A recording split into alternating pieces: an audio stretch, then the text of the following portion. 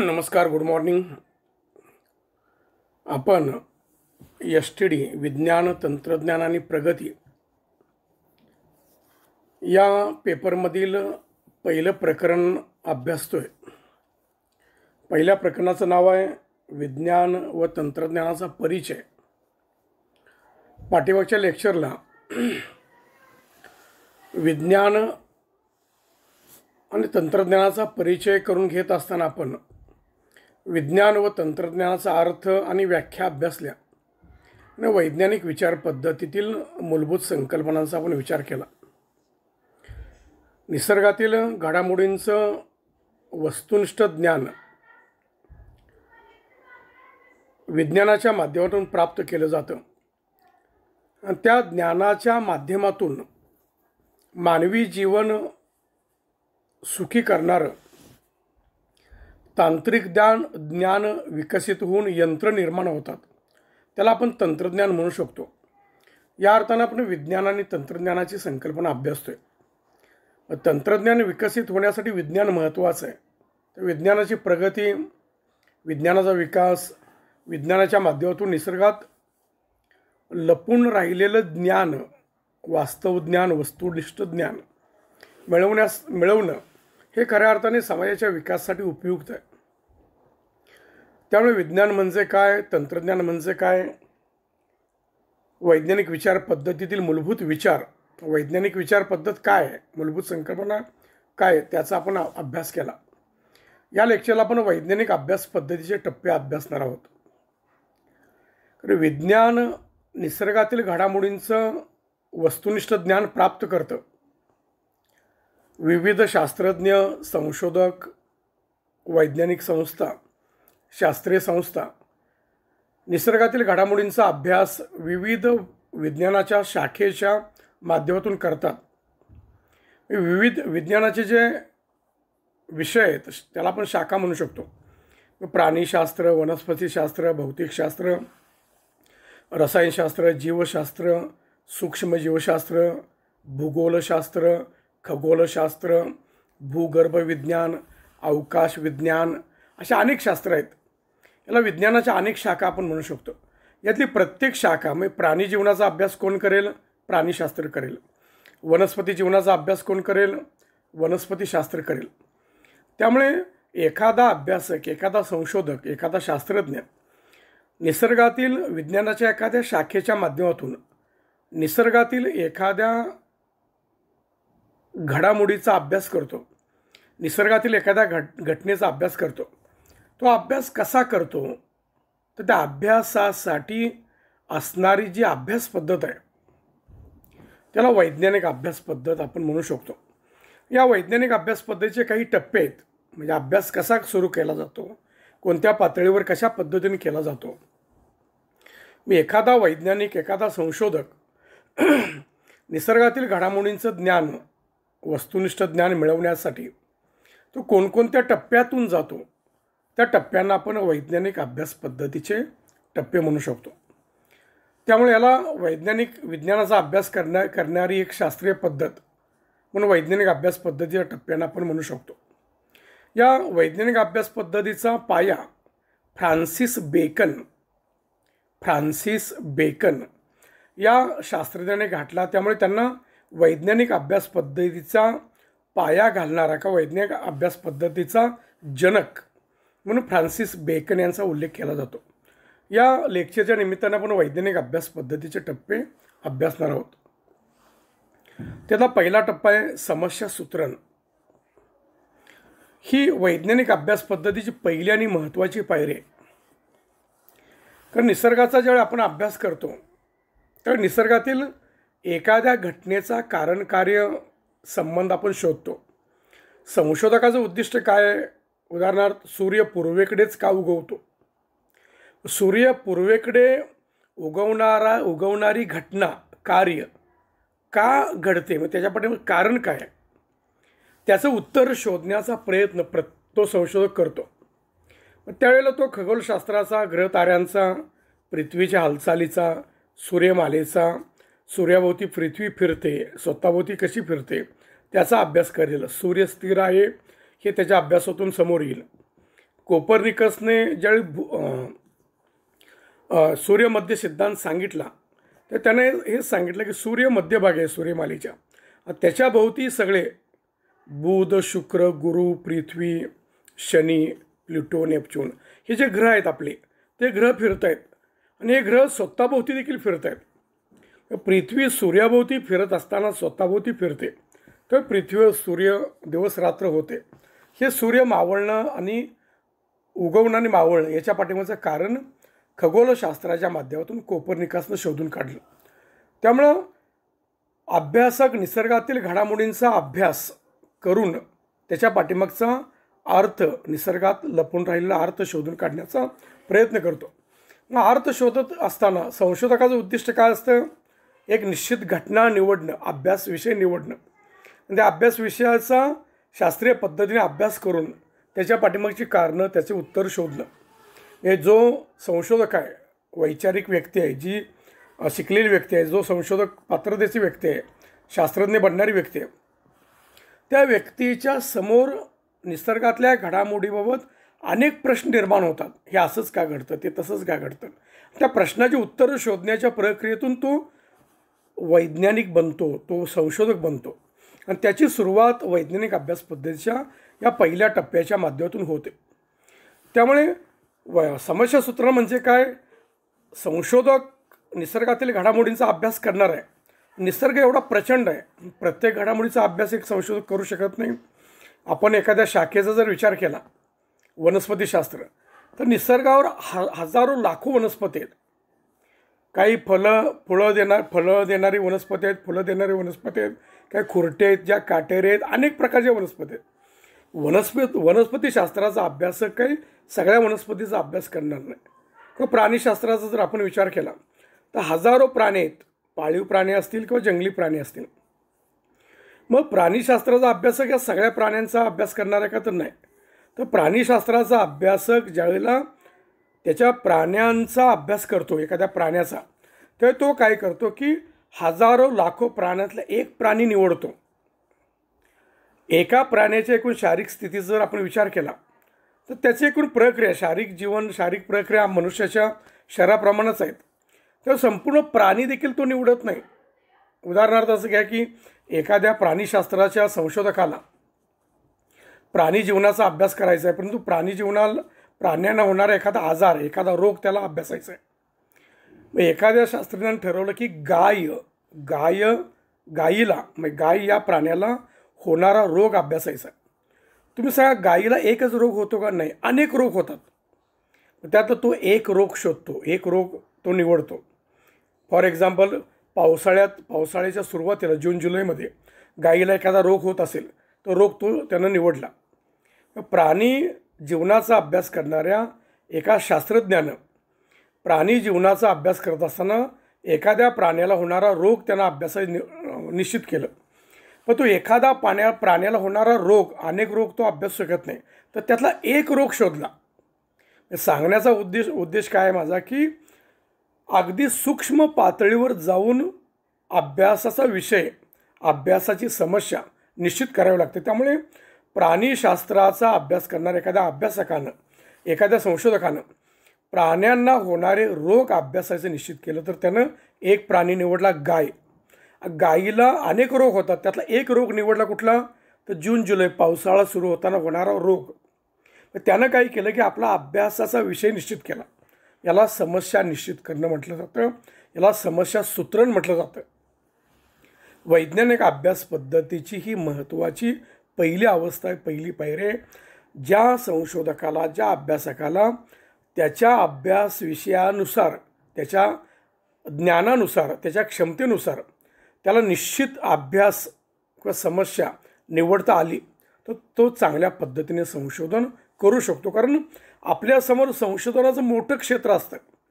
एक मनुष्य त्या संशोधनाच्या संपूर्ण गोष्टींचा, संपूर्ण निसर्गाचा अभ्यास करत नाही. त्यामुळे तो त्यातला लहानात लहान घटक, सूक्ष्म घटक निवडतो. अनेक प्राण्यातली गायी निवडणं, गायीचा एक रोग, एक आजार निवडणं जो पावसाळ्यात होतो, उदाहरण म्हणून सांगतो, तो रोग निवडणं, म्हणजे त्या व्यक्तीनं अभ्यासासाठी काही निवडलं तर गायीला होणारा, पावसाळ्याच्या सुरुवातीला होणारा रोग, आजार हा निवडला. तो आजार निवडणं म्हणजे त्यानं त्याच्या अभ्यासाचा विषय निश्चित केलेला आहे, त्यानं त्याची समस्या निश्चित केली. याला समस्या निवडणं, अभ्यास विषय निवडणं, याला समस्या सूत्रण म्हटलं जातं. हा वैज्ञानिक अभ्यास पद्धतीचा प्रमुख टप्पा आहे, प्रमुख पाय आहे, सुरुवात आहे. त्यानंतर निरीक्षण. शास्त्रज्ञ ज्यावेळेला अभ्यास विषय निश्चित करतो किंवा समस्या त्याची निश्चित होते, तर त्याच्या अभ्यासाला सुरुवात झाली आपण म्हणू शकतो. समस्या सूत्रणानंतर संशोधक काय करतो, संबंधित विषयाबाबत, अभ्यास विषयाबाबत, संबंधित समस्येबाबत गोष्टींचं डायरेक्ट निरीक्षण करायला सुरुवात करतो. निरीक्षण म्हणजे काय, तर निरीक्षण म्हणजे केवळ पाहणे नाही, तर सहेतुक पद्धतीनं मनात एक विचार ठेवून जर एखादी गोष्ट पाहिली आणि ती जाणून घेतली, तर त्याला खऱ्या अर्थाने, शास्त्रीय अर्थाने निरीक्षण असं म्हटलं जातं. म्हणजेच कोणताही पूर्वग्रह दूषितपणा न ठेवता मनात अभ्यासाचा निश्चित हेतू ठेवून जे पाहिलं जातं, जे निरीक्षण केलं जातं, त्या निरीक्षणाला वैज्ञानिक अभ्यास पद्धतीचा दुसरा टप्पा आपण म्हणू शकतो. त्यामुळे समस्या निवडनंतर निरीक्षण ही वैज्ञानिक अभ्यास पद्धतीचा दुसरा टप्पा किंवा दुसरी पायरी आहे. त्यामुळे संशोधकानं गायीला होणारा रोग निवडला, पावसाळ्यात होणारा रोग, मग त्याचं निरीक्षण काय असेल, तर पावसाळ्याच्या कालखंडात तो ज्या प्रदेशातल्या गायींचा अभ्यास करणार आहे, ज्या गावातल्या गायींचा अभ्यास करणार आहे, त्या गायींच्या जवळ जाणं, गोट्यात जाणं, गायी जिथं चरतात तिथं जाणं, त्या पावसाळ्यात गायीचं निरीक्षण करणं, त्याचं अन्न कसं आहे, त्यांचा चारा कोणता आहे, त्यांना खाद्य कोणतं दिलं जातं, त्यांच्या गोट्यातलं किंवा त्या प्रदेशातलं वातावरण काय आहे, त्याचा परिणाम होतो आहे का, किंवा त्या खाद्याचा परिणाम होतो आहे का, अति पावसाचा परिणाम होतो आहे का गोट्यातलं वातावरण दूषित आहे त्याचा परिणाम होतो आहे का, अस्वच्छतेचा परिणाम होतो आहे का, या दृष्टिकोनातून तो गायी आणि गायीशी संबंधित गोष्टीचं निरीक्षण करेल. तो गायीच्या गोट्यात गेल्यानंतर मालकाला म्हणणार नाही की तुमचं नाव काय, तुमच्या गावात इलेक्शन झालं आहे का, तो अभ्यासाचा विषय नाही. तो बोलेल, मालकाला सांगून त्या गायीचं निरीक्षण करण्याची परवानगी मागेल. मग गायीचं निरीक्षण करत असताना होणारा रोग का होतोय, त्याचं कारण तिथं काय सापडतं का, हे निरीक्षणाच्या माध्यमातून तो करतो. हे निरीक्षण तो वारंवार करतो. निरीक्षणाच्या वेळेला निरीक्षणातून जी माहिती मिळते, स्वच्छता, इतर काही गोष्टी असतील, त्या माहितीची नोंद त्याच्या माहिती पुस्तकात तो करतो, त्याच्या वहीत करतो. ते निरीक्षण वैज्ञानिक अभ्यास पद्धतीची दुसरी पायरी आहे, दुसरा टप्पा असलेला दिसून येतो. तिसरा टप्पा आहे, तिसरी पायरी आहे प्रयोग. निसर्गाचा अभ्यास किंवा विज्ञानाच्या माध्यमातून जेव्हा निसर्गातील घडामोडींचा जो अभ्यास केला जातो, त्या अभ्यासाच्या टप्पे आपण अभ्यासतोय. समस्या निवडणं, निरीक्षण करणं, आणि तिसरा टप्पा आहे प्रयोग. ही वैज्ञानिक अभ्यास पद्धतीतली महत्त्वाची पायरी आहे, महत्त्वाचा टप्पा आहे. आपण जे उदाहरण घेतले, एक संशोधक गायीला पावसाळ्यात होणाऱ्या रोगांचा अभ्यास करणार आहे. तुम्ही जेव्हा पावसाळा जून, जुलै, ऑगस्ट, सप्टेंबर 4 महिने असतो, 4 महिने त्याने गायीचं निरीक्षण केलं, गोट्यांना भेटी दिल्या, तिथली स्वच्छता बघितली, त्या गायींना दिलं जाणारं खाद्य बघितलं, अन्न बघितलं, तिथलं वातावरण बघितलं, पाऊस किती पडला आहे, कमी जास्त पडला आहे, तिथल्या हवामानाचा त्यांना अभ्यास केला. 4 महिन्यानंतर पाऊस थांबतो, गायीच्या आजूबाजूचं वातावरण देखील बदलतं, म्हणून त्याचा अभ्यास थांबतो का, तर अभ्यास थांबत नाही. तो एखाद्या बंदिस्त गोट्यात प्रयोगशाळा निर्माण करून किंवा प्रयोगशाळेत गायीला आणून किंवा गायीच्या अवतीभोवती जसं पावसाळ्यात वातावरण असतं तसं पावसाळ्यातलं वातावरण निर्माण करून तिथं तो पाऊस पाडेल, कृत्रिम पाऊस पाडेल, अस्वच्छता निर्माण करेल, तिथं तसं कोंदट वातावरण निर्माण करेल, त्याचा गायीवर होणारा परिणाम तो प्रयोगाच्या माध्यमातून निर्माण करेल. म्हणजेच निरीक्षणातून मिळणारी माहिती तो घेतोय, पण वर्षभर निरीक्षण करणं शक्य नाही. पावसाळ्यातला आजार पावसाळ्यातच अभ्यासावा लागणार आहे. पण पावसाळ्यानंतर तो 8 महिने काय करणार, अभ्यास थांबवणार का, तर नाही, तो अभ्यास थांबवत नाही. तर तेच वातावरण तो एखाद्या प्रयोगशाळेत निर्माण करून तिथं वारंवार तेच वातावरण निर्माण करणं, तेच गायी किंवा त्या प्राण्याच्या जीवनावर त्याचा अभ्यास वारंवार तो करतो. आणि तो प्रयोग वारंवार करून प्रयोगाच्या वेळेला त्या प्रयोगाचं निरीक्षण करून, कारण निरीक्षण आणि प्रयोग एका वेळेला दोन्ही बाबी सुरू असतात. प्रयोग म्हणजे तो प्रयोग घडवून आणतो, गोष्ट घडवून आणतो, त्याचं निरीक्षण करतो, त्याचा अभ्यास करतो, त्याच्या देखील नोंदी तो करत असतो. प्रयोगातून मिळणाऱ्या माहितीचं तो संकलन करतो. त्यामुळे प्रत्यक्ष निरीक्षणातून मिळणारी माहिती प्रयोगातून मिळणारी माहिती, या सगळ्या माहितीचं संकलन तो एकत्रित करत असतो, त्याची नोंद ठेवतो. त्यामुळे प्रयोग वैज्ञानिक अभ्यास पद्धतीतली तिसरी महत्त्वाची पायरी आहे. कारण प्रयोगात वारंवार त्या गोष्टी घडवून आणता येणं शक्य आहे. कारण निसर्गात जी घटना आपण अभ्यासणार आहोत, प्राण्यावर होणारा आजार किंवा गायीचा आजार आपण अभ्यासणार आहोत, ज्या दिवशी आपण अभ्यास करतो त्यावेळी पाऊस पडला, नंतर पाऊस उघडला तर अभ्यास थांबवू शकतो. प्रयोगशाळेत असं होत नाही. सलग आपण दररोज त्या पद्धतीचं वातावरण निर्माण करणं, त्या प्राण्यावर प्रयोग करणं, या गोष्टी करू शकतो. त्या वारंवार प्रयोग करून वारंवार प्रयोगातून मिळणारी माहिती, निरीक्षणातून मिळणारी माहिती, प्रत्यक्ष निसर्गाचं निरीक्षण आणि प्रयोगाच्या वेळी केलेलं निरीक्षण, या दोन्ही माहितीचं संकलन तो व्यवस्थित करतो, त्याची नोंद ठेवतो. त्याच्यानंतर त्याचं पुढलं संशोधनाचं कार्य चालतं. त्यामुळे समस्यासूत्रण, निरीक्षण, प्रयोग ह्या वैज्ञानिक अभ्यास पद्धतीचे प्रमुख 3 टप्पे आहेत. आणि त्या 3 टप्प्यानंतर शेवटचा टप्पा आहे परिणामांचं विश्लेषण व सिद्धांत. संशोधक आणि संशोधन कमी कालावधीत चालत नाही. किमान 3-3, 4-4, 5-5, 6-6 वर्ष, 10-10 वर्ष चालतं. काय संशोधन 20-20 वर्ष चालतं. कारण त्या संशोधनाच्या माध्यमातून अचूक गोष्टी शोधायच्या आहेत, ज्या वस्तुनिष्ठ असणार आहेत, ज्या नंतर कधीही बदलत नाहीत. कारण विज्ञानातून लागलेले शोध कधीही बदललेले नाहीत. तेवढ्यात त्यातली अचूकता 100% असते, वास्तवता 100% असते. त्यामुळे संशोधक निरीक्षण आणि प्रयोगाच्या माध्यमातून वारंवार निरीक्षण त्यानं अनेक पावसाळ्यात केलं, तेच निरीक्षण किंवा त्याच गोष्टी प्रयोगशाळेत त्याने घडवून आणल्या. प्रत्यक्ष निरीक्षणातून मिळालेली माहिती आणि प्रयोगशाळेत त्याने घडवून आणलेल्या प्रयोगातून मिळालेली माहिती, या माहितीचं तो वर्गीकरण करतो. समान माहिती एका बाजूला, समान नसणारी माहिती एका बाजूला, आणि माहितीचं वर्गीकरण केल्यानंतर त्याला त्याचा जो अभ्यास विषय आहे, त्याचा शोध आहे, मग त्या गायीला, प्राण्याला होणारा तो जो रोग आहे, त्या रोगाबद्दलची माहिती त्याला मिळते. हे उदाहरण म्हणून आपण सांगू, हे काय मी सांगतो म्हणून तसं आपण तो शोध म्हणून सांगू शकतो, उदाहरण म्हणून सांगतो. त्याच्या निरीक्षणातून, प्रयोगातून त्याला जाणवलं की पावसाळ्यात त्याला जनावराला मिळणारी वैरण आणि तिथलं कोंदट वातावरण त्याला तो आजार घडवण्याचे कारणीभूत ठरतं. हे त्याला निरीक्षणातून जाणलं आणि प्रयोगातून देखील त्याच गोष्टी आल्या. आणि त्याचं माहितीचं वर्गीकरण करताना, माहितीचं विश्लेषण करताना तीच माहिती त्याच्या वारंवार समोर आली तर त्याला त्याच्या समस्येचं उत्तर सापडतं, त्या प्रश्नाचं उत्तर सापडतं, त्याला त्याच्या शोधाचं उत्तर सापडतं. आणि ते उत्तर सापडत त्यावेळेला तो ते उत्तर लिहितो, मांडतो. त्या उत्तराला सिद्धांत कल्पना असं म्हटलं जातं. त्याच्या शोधाची कल्पना, तो शोध फायनल आहे का तर आहे, त्यानं अभ्यासामधून मिळणाऱ्या माहितीची कल्पना, संकल्पना म्हणजे शास्त्रीय, पण त्यानं कल्पना मांडलेली आहे, त्याला सिद्धांत कल्पना असं म्हटलं जातं. त्याला शोधाची कल्पना म्हणू शकतो. संशोधक एका वाक्याची कल्पना मांडतो. फॉर एक्झाम्पल, पावसाळ्यात गायीला होणारा आजार कोंदट हवामान आणि त्याला मिळणारी ती विशिष्ट वैरण यामुळे होतो, असे एक 2 वाक्यात त्यानं सिद्धांत कल्पना मांडली. त्यामुळे ही सिद्धांत कल्पना म्हणजे त्याचं संशोधन फायनल नाही. सिद्धांत कल्पना मांडल्यानंतर त्यानं रिसर्च पेपर किंवा रिसर्च आर्टिकल किंवा अन्य माध्यमातून जगासमोर तो सिद्धांत कल्पना त्यानं जाहीर करायची. मी गायीचा अभ्यास केला आहे, गायीला होणाऱ्या पावसाळ्यातल्या रोगाचा अभ्यास केला आणि माझ्या अभ्यासाअंती मला हे उत्तर सापडलेलं आहे. गायीला होणाऱ्या रोगाच्या पाठीमागचं कारण मला सापडलेलं आहे.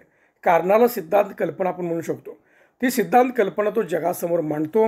ही सिद्धांत कल्पना आणि सिद्धांत कल्पना शोधण्यासाठीचं जे सूत्र आहे ते सूत्र देखील त्याला जगासमोर मांडावं लागतं. ते जगात समोर मांडल्यानंतर जगातले अनेक प्राणी जीवनाचा अभ्यास करणारे शास्त्रज्ञ, प्राणी जीवनाचा अभ्यास करणाऱ्या संशोधन संस्था, तो शोध, त्यानं मांडलेला शोध, ते सूत्र, त्या पद्धती आणि त्याचं आलेलं उत्तर, त्याच्यामध्ये त्या रोगाची मिळालेली कारणं किंवा त्याची सिद्धांत कल्पना नंतर अनेक वेळेला प्रयोग करून ती सिद्धांत कल्पना तपासून घेतात. ती सिद्धांत कल्पना योग्य आहे की नाही बघतात.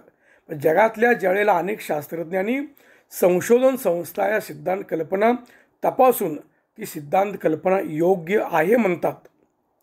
अनेक संशोधन संस्था किंवा अनेक शास्त्रज्ञ त्या सिद्धांत कल्पनेला मान्य करतात. त्यावेळेला त्या व्यक्तीनं लावलेला, सांगितलेला जी सिद्धांत कल्पना आहे तो त्या व्यक्तीचा शोध बनतो. याला विज्ञानातली सार्वजनिक सत्यता आपण म्हणू शकतो. वैज्ञानिक विचार पद्धतीतलं जी मूलभूत संकल्पना आपण अभ्यासले का विज्ञान हे सार्वजनिक सत्य असतं.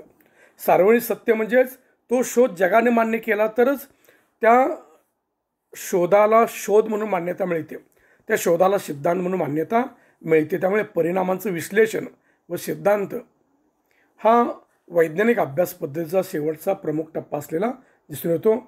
या लेक्चरच्या निमित्तानं पण वैज्ञानिक अभ्यास पद्धत, त्याचे टप्पे आपण अभ्यासली.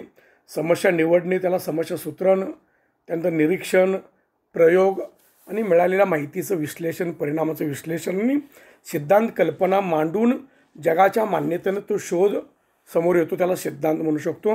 तेव्हा वैज्ञानिक अभ्यास पद्धतीचे टप्पे आपण अभ्यासले. या ठिकाणी आपण हे लेक्चर थांबवणार आहोत. धन्यवाद. थँक्यू.